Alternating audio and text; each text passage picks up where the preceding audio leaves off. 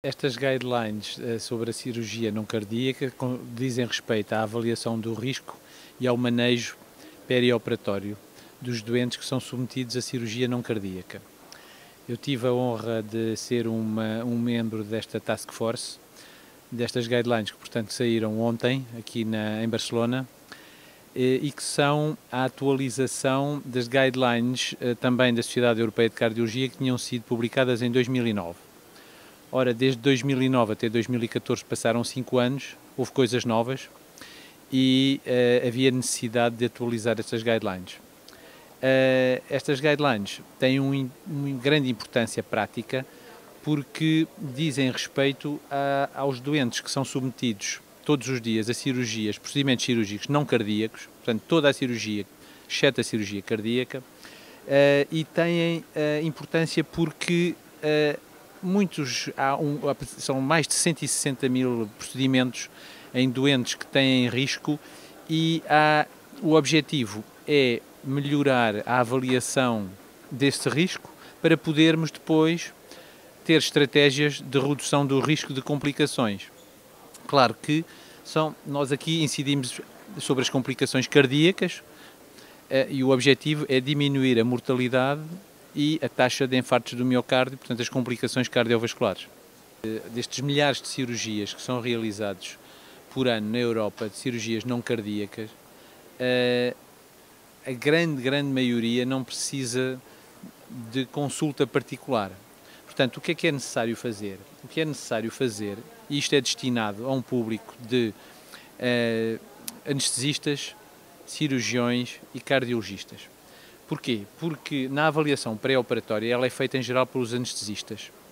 e, portanto, é por isso que estas guidelines são feitas em colaboração com a Sociedade Europeia de Anestesia e com a Sociedade Europeia de Cardiologia. Portanto, são guidelines conjuntas. E, portanto, o que é que acontece? Isto são guidelines muito user-friendly, que são feitas para ajudar os cirurgiões e os anestesistas no manejo dos seus doentes, para poderem saber quais são aqueles que necessitam de uma avaliação mais específica. Ou seja, quais são aqueles que vão precisar de exames complementares e quais são aqueles que vão precisar de uma consulta de especialista de cardiologia. É nesse sentido que há uma linha de conduta com um algoritmo que é feito, em primeiro lugar, para definir qual é o grau de urgência da cirurgia. Porque se a cirurgia não é urgente, se a cirurgia é urgente, aí não há tempo para fazer nada e temos que operar o doente. Agora, se a cirurgia é uma cirurgia programada e que o doente tem outros fatores de risco cardiovasculares, como, por exemplo, a diabetes, antecedentes de infarto do miocárdio, antecedentes de AVC, a insuficiência renal, esses doentes, sobretudo aqueles que tiverem que ser submetidos a cirurgias de risco elevado, que são cirurgias mais complexas, eu dou um exemplo, uma pneumonectomia, uma cirurgia hepática, uma cirurgia de reseção do pâncreas, uma cirurgia vascular, como um aneurisma da aorta abdominal. Todas estas são cirurgias de risco mais elevado, com risco superior a 3%. Se um doente que é submetido a uma cirurgia de risco mais elevado tem fatores de risco cardiovasculares, como aqueles que eu disse,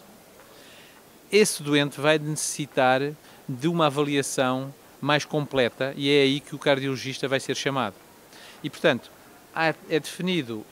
toda uma estratégia com um algoritmo que é proposto nestas Pocket Guidelines, são as guidelines de bolso, que são fáceis de adquirir junto da Sociedade Europeia de Cardiologia, que indicam, portanto, é uma árvore de decisão em função dos vários casos que se vão apresentar, qual é a estratégia que deve ser adotada, quando é que eu devo pedir exames complementares ou não, quando é que eu tenho que fazer uma pesquisa mais aprofundada. Mas antes de pedir exames complementares, há uma coisa que é muito importante, que é a avaliação clínica, que é o interrogatório do doente, que é saber quais são as suas capacidades funcionais, se ele é capaz, por exemplo, de subir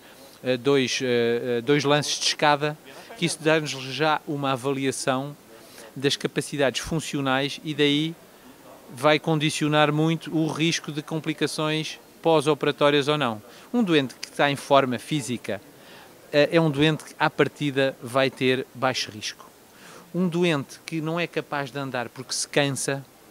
é um doente que vai ter uma maior probabilidade de ter o risco e, portanto, vai necessitar desta tal consulta multidisciplinar que permite optimizar, fazendo com que eu dê os medicamentos exatos, que durante a cirurgia eu evite hipotensões, que eu evite que haja hemorragias, que eu instaure um tratamento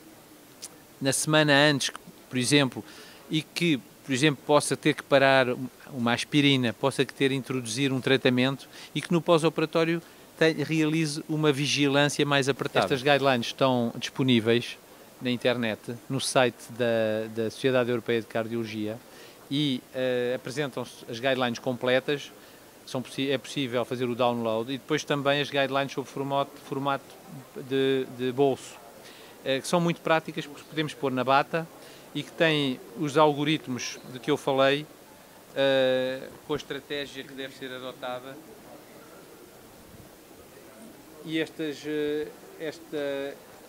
Pocket Guidelines. Portanto, estão disponíveis no site que é www.escardio.org/guidelines. Portanto, user-friendly e muito úteis, porque dão muita informação de forma compacta e que podem ajudar todos aqueles que estão envolvidos no tratamento do doente que vai ser submetido a uma cirurgia não cardíaca, portanto, o anestesista, o cirurgião e outros médicos que vão estar envolvidos no tratamento dele, a planearem melhor